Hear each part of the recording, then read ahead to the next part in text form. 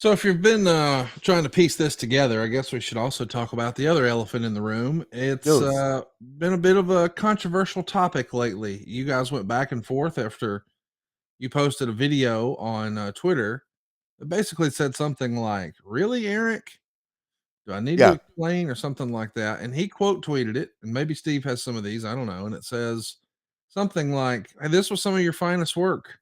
Yeah, there it is. This is some of your best work ever. You're welcome. I made you."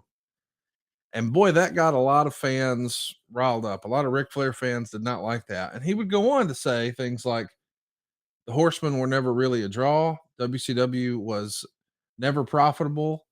And you on top did not allow WCW to earn a profit. That's the reason he had to go to Hulk Hogan. but let's just as you go along. He didn't get Hulk Hogan. I went and got Hulk Hogan. He didn't know Hulk Hogan. Why would Hulk Hogan know a piss hand? Working downstairs in the camera room. Hello. I'm I, listening. I I drove to Orlando with them. Well, they met in Hulk's trailer. They were shooting American. He didn't go find Hulk Hogan. He didn't find Savage. He didn't find Piper. I did, and I put them all over for him. So let's just answer each one, as we address them. So, Rick, here's a tweet from December 9th. A guy named Slizzy on Twitter writes, "I, for one, didn't care for the Four Horsemen. Eric would quote tweet it and say, very few people outside of North Carolina did."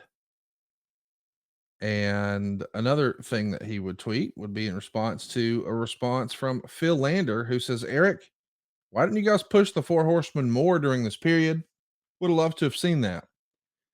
And Eric writes, "The Four Horsemen and incarnations of it, while I was in WCW, was a very popular to a regional local audience, but meant little beyond it and didn't draw any money.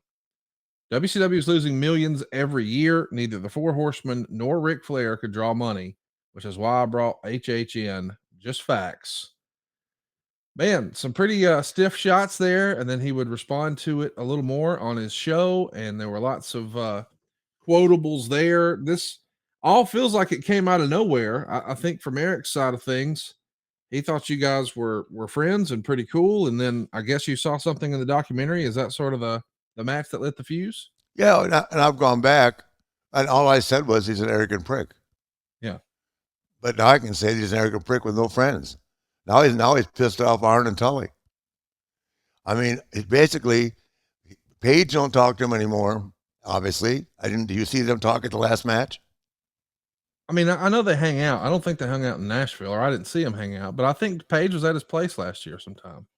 Yeah, Or I maybe thought, so. I don't know. I don't know.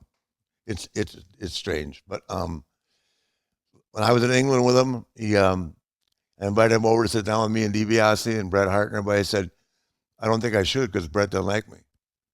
I can assure you, in my lifetime, I will never experience that humiliation of having to ask if I'm allowed to come over and sit down and have a beer. yeah. So that's Bret Hart. He's pissed off now. He's pissed off Goldberg. He's pissed off me. He's pissed off. I don't know. Whatever happened to that Jeremy, the guy that we're making these huge movies with? What happened to him? I think you mean Not Jeremy. Herbie, Jason Yeah. Herbie. What happened to him? Yeah, I'll tell you off air. Oh, in other words, it can't be good. Well, I don't think it had anything to do with Eric. I think he's got some stuff going on that maybe Oh, we don't okay. want to kick a guy when he's down. No, I don't want to get. No, I don't want to get involved in that. But I